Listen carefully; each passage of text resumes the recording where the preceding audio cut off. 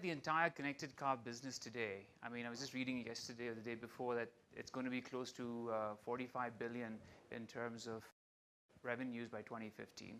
1 in 2 cars would be somehow connected. By that mean would be through another app or maybe through a Bluetooth device, and probably 1 in 5 would have some sort of an embedded connectivity to it. So I see a huge big platform. I'm sure your discussions this morning have been going around that. What I wanted to do is talk to you more about what we've been doing, how I see the future going, and what are some of the perspectives that are probably more towards electric vehicles and newer technologies going through that.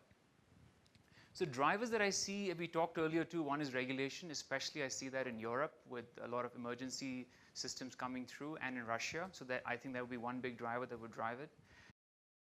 For me, it's the consumer a lot, the wow features that he wants in terms of internet radio or a host of other features.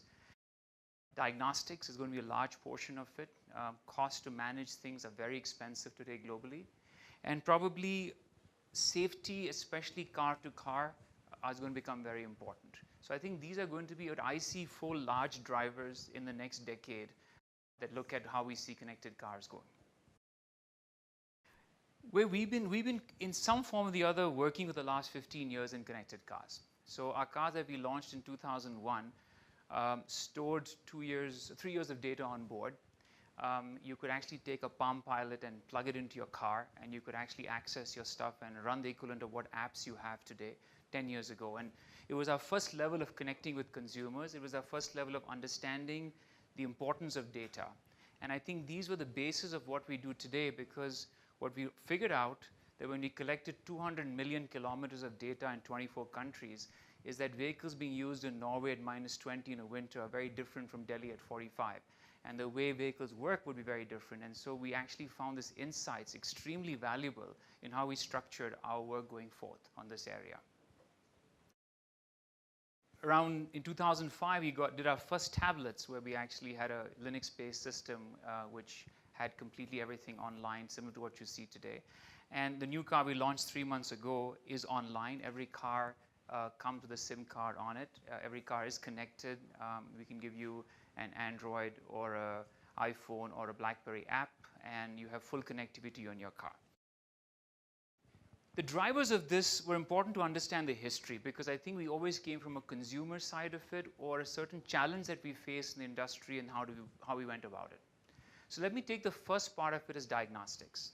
When we started exporting to Europe, especially to countries like Norway, we found that even after we trained the best of mechanics from the top OEMs globally who were part of our distribution network, they thought they knew everything, and 3 months later when there's a problem with the vehicle, invariably we're getting calls, we're trying to figure out issues. And we found that 80% of the time was in diagnosis, and 20% of the time was to fix the car. At €100 an hour, we couldn't afford that at all on this area. So our whole idea was to start to think of diagnostics completely online. We put a fleet of around 75 vehicles in 2009 into Norway, which were online, and learned for 3 years, and then introduced it as a consumer product. So the first 3 years was completely our cost, nothing, no one paid anything, but it was a great learning for us to understand networks, how people communicated, what are the challenges we would have, what the customer tells you and what the car tells you are completely different things, and how do you correlate this data and make it happen. Now, I think that was fundamental diagnostics, but we're now taking that to probably a different step further, which was trying to understand that can you go into prognostics. So if you think of your battery in your cell phone today, well, you find it's bad, but when it's bad is the day you couldn't talk right through till the evening. Actually, 3 months ago, the problem started. So if you're online, we can actually project it, and I can bring your car in 3 months beforehand to service, fix the problem for you, and you never knew there was a problem in your car.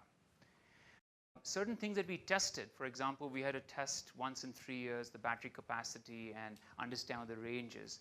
This process took us 3 to 4 days in a service center. Today, we can do it online at night in your car and fix it for you and check it and have all the reporting. It's cost me zero compared to several €100 it would cost us. So there's a very big driver: reduce cost, reduce consumer time in terms of increased customer satisfaction. So the entire focus was, why do we need to service cars anymore? If today someone logs on to your computer at work and fixes your computer, and an IT guy no more comes to your workstation. Why are we coming to your car? So by challenging something very fundamental, I think we got a lot of innovation into areas which I think today will save us a tremendous amount of money as we look at it. The third area was R&D optimization. We found that when cars drove in London were very different than in Bangalore. We had to collect a host of data to understand how driving patterns work. We then analyzed this data, and then we rewrote software algorithms which enabled us to improve around range by 5%. Batteries are 40% of the cost of your vehicle, or 30%. So if I can improve range by 5%, I'm reducing your cost by 2%.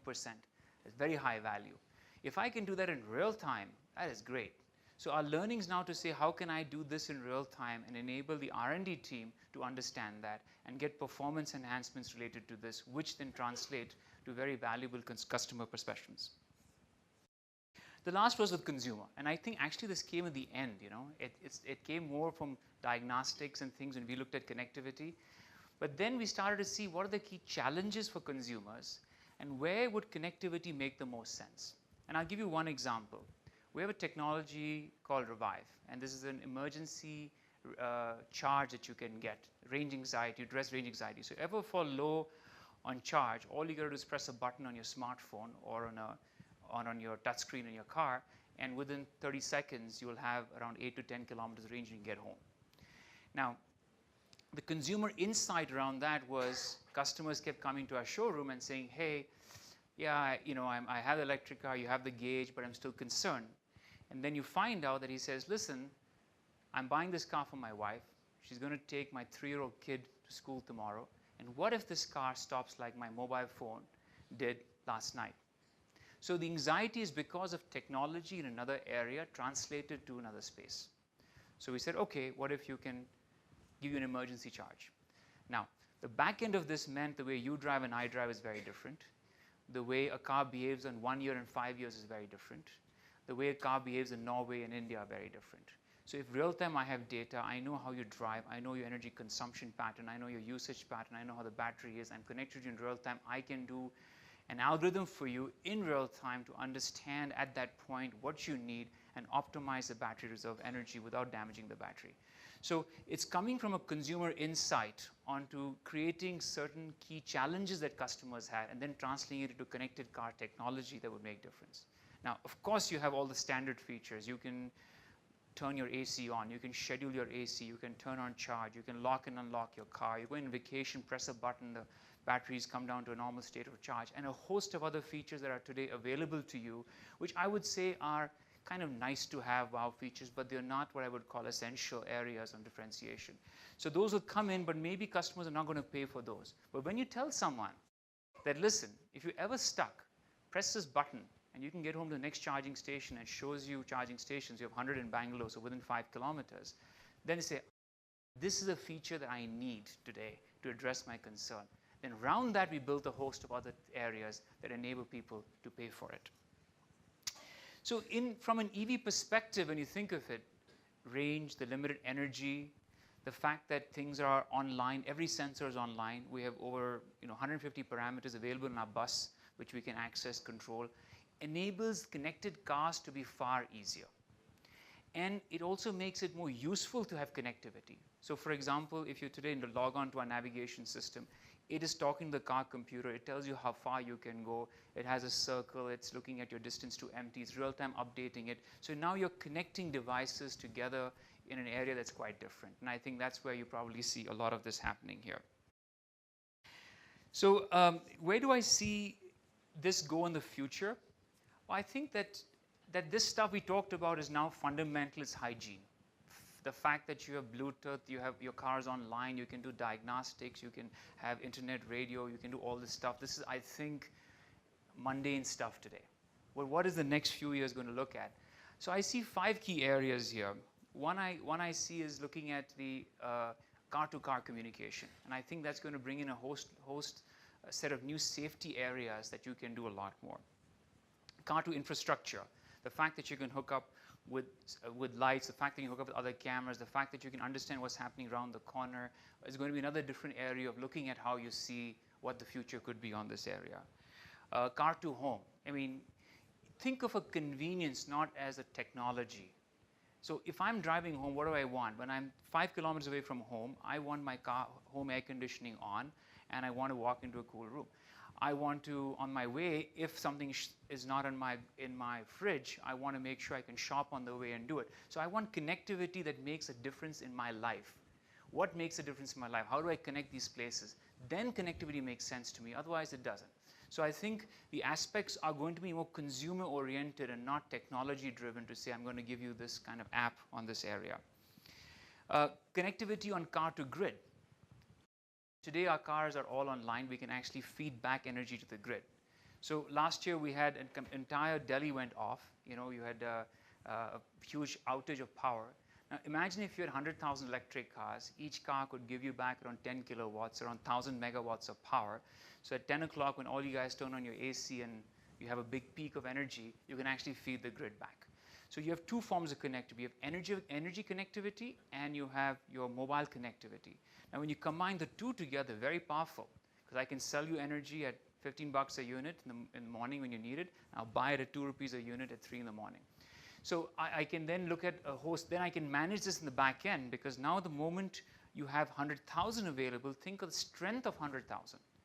You can do things far bigger when you're connected in this area, on this front, which is not powerful. So the power of connectivity of multiple vehicles in terms of understanding traffic, understanding safety, understanding grid conditions, become a whole set of business opportunities that don't even exist today because of how you look at connectivity on this area. And I think data analytics and partnerships are going to drive this tremendously, because it's not something you can do everywhere. It's actually creating these partners and looking at it. If I see 3 or 4 challenges going forward, in our experiences, one is going to be security. As we give more information of our car, you know, right now it's very challenging that people can access stuff. The moment I tell you can unlock my car, it starts to become a security issue. So while we give more features, the other challenge is managing security at this area, right? Business models, we talked of this earlier. You've got to make money out of this. And it's challenging. You know, when we launched just 3 months ago, we were trying to give this full future mobility package, talk to customers how important this is. And it is challenging to communicate this. So we today offer it as full part of the car and included everything as one-off. I think over time, we are working on these models. But I think this is going to become an issue for all of us, that while you have technologies, how will consumers pay for it? What will they be willing to pay for it? And today, when you can download apps for free and buy software for 99 cents, the expectation of everyone is at that level of paying. And so that's going to be an important thing of creating a sustainable business models around this area. I think standardization and common platforms are going to become very important. The power of connectivity is when 10,000 cars, 100,000 cars, they all connect to each other. And if they had standard platforms of communicating across this and data across this, it become very powerful. If this was opened up to third parties and they created apps on that, it becomes very powerful. Will automakers do that? I don't know. Are we open to that? Yes, because I think that's the power. Having seen what's happened with Android and seeing what's happened with a lot of the open architecture systems, I think they've been far more successful. So I think people will move towards that by keeping a set of security protocols and beyond that looking at it. But I think there'll be a game change when you have common platforms across multiple OEMs that you can access the same relevant data of information on this area. So to me, it's kind of a really exciting thing, and I think we're very right in that first quadrant space of innovation. We've got what I call hygiene things in place. We've got base connectivity in place, and we've got this whole canvas to paint ahead of us in all these business areas. I don't think there'll be revenues a year or two down the line, but I think 5 years from today, probably I would say 90% of cars are potentially going to be connected, and the connection to the connection is going to make the big difference, because then you will have value streams created which you can't even imagine today, which are purely related on what your side of the business is, but not connecting it with some other one's business. Thank you.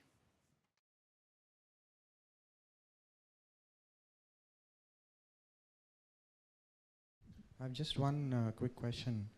While the connectivity is very important from multiple perspectives, how would it impact on the safety perspective of a driver? Because his span of attention from a safety perspective, how is this going to evolve? Because I think that is also being debated globally about how connected cars and the future of connected cars is going to span out in the next 10 years. I think connected cars need to make your life simpler. So, you spend 8 hours at home, 8 hours at work, and the third place is your car. It's your third space. So, making your third space more productive and entertaining is going to be critical. It has to be safer in that perspective. And so, therefore, new interfaces, new ways of communicating, new ways of knowing how you want while you're driving. Is it your music coming in and then your navigation? Is it the fact that the road is blocked and I'm going to take a different route? Is that the fact that my sensor senses my pulse rate being differently and changes my music? It's a host of things that are seamless that you're not aware of. And so it's the cleverness in connectivity that's going to make a difference. It's not the screen that you look at and say, I'm going to touch it and access it. I think that's very basic. I think it's going to go far beyond that. Something like an app marketplace developing for an M2M kind of thing, because people will just want to download something and have it on their cars. Yes, I do see that. So today we actually have an app store for our product. So you can actually go, and we have a couple of apps, and we're actually debating how we could put some standard APIs and also give the access to that. Because you got to realize the car has a host of other things. You may have a G sensor from your ABS system, which then can be used to create some kind of game, right, and things like that. So if you can get access to the sensor data, we don't even know what you're going to do with it, honestly. Today I take your smartphone and you use the camera and the flash to check your pulse rate. Nobody figured that you could use these two devices to check your pulse rate. So I think that's what's going to happen. And I think the challenge, and I said, I've talked of security, is that if we can get the right security levels, we have common APIs, then I think you can probably have a very different level of apps. Just from your experience, the M2M or the connected car from an EV perspective versus conventional fuels, you think these are two different streams, or they are going to converge, at least on this side? I think they will converge, but I think there are going to be a set of EV-related features that are going to be more unique, and there are going to be a set of features that are going to be more important. So, for example, navigation and understanding route mapping and range integration is very important because you have limited energy, right? A consumer who's buying it may want to think of the fact that I want the most efficient way to drive and the lowest CO2 way because I've only bought a car. So green routing may be more important, right? And looking at how I use the minimum amount of energy and maximum recuperation. So there will be a host of features like that, or with Revive in areas, and a host of features that are easier to implement in an electric car. An example, air conditioning is easier because I run a separate compressor and motor. I don't have to start the engine. So I can even in my garage turn it on before I go. I think that's where it is. Also, electric cars are more sensor heavy, and therefore information is more. And I think there's a last part where electric cars and initial adopters are more tech savvy and unwanted, so you're kind of giving them more information. But you also need this information to communicate to them. We find that today, if you get on the touchscreen and look at how you've driven and everything else, it changes your driving habits. So you can today get on your website and log in and say, how have I driven everyone compared to Bangalore? And you can have your own social network around it. So there can be a lot of things you can play around, which I think are more amenable to probably electrics. But I see fundamental areas of safety and car-to-car communications and a host of other connectivity probably fairly common. One more question, please. Yes. So in the morning, we heard the speaker say that in the whole M2M space, it's probably analytics and data, which is probably going to bring in the profits. So, and you also mentioned analytics while you were speaking. So I was just curious to know how this chunk has come out so far in your connected vehicles and how you see this part bringing in the profits. So let me give you one example of analytics, right? The battery is the most expensive part of the car. After maybe 7 years, you may want to replace it. But even if you replace it, it may still have 60 to 70% of the energy, which means you could probably still power your house for 2 days. That's the amount of energy you have. So for me, the second life of it, that going into a rural application or a UPS system becomes very important. And if I analyze and project how it is, and I can create an insurance policy around that, and I can create a back-end customer for it, and I can put that into my forward pricing, I create huge. So we've been working now for 4 or 5 years on things like these of data analytics, which means there's a huge value. So I've taken areas that are very high value. So second life of battery is very high. That's one example of analytics. But The second area is using usage patterns and kind of combining that together. And I find that that's another very strong area. The key here is as you start to, you sometimes don't know what you're getting into. You start to analyze it. You start to look at different new business things and you say, hey, I can make vehicles more efficient. I could do this. You start to see for patterns. So I think we today have at least put in a team, a PhD and a couple of guys who are starting to look at analytics, which we didn't even think of, from a different pair of eyes, you know. And I think we're trying to learn more. While there are 2-3 programs that are fixed, there may be 10 new areas that we may come up with that we're not even aware of today.